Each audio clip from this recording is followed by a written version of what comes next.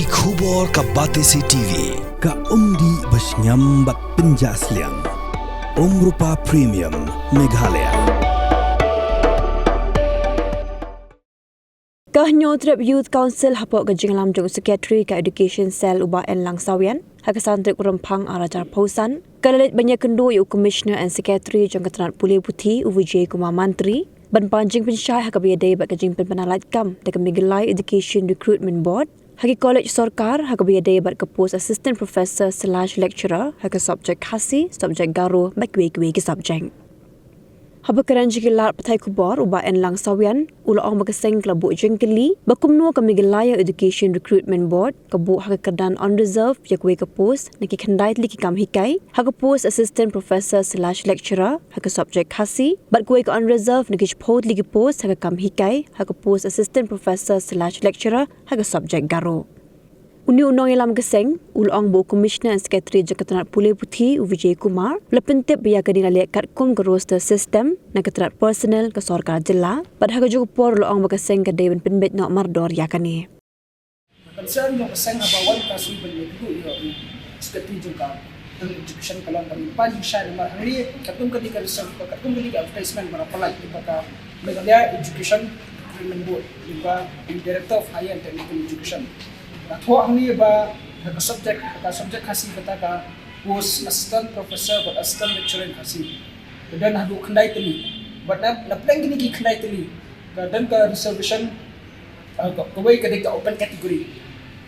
category kebuat ba lamang ya baru di kenhul jadi kontruk itu dekat rumah ani lamang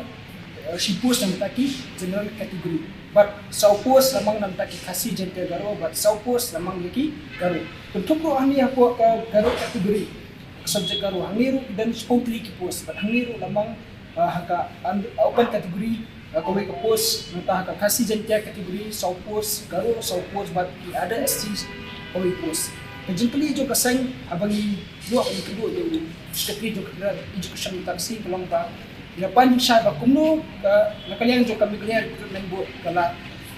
board ya kami reservation akademiki subject mar panitip siya ba undan mo kana kasi berpindah di master degree haka subject garo ba undan ro kana garo berpindah ya master degree haka subject kasi pindah ke master degree haka subject kasi dan dia bukan pindah ke master degree haka subject garo Kajempeli kasang kalau ba ne ayu la dan kini candidate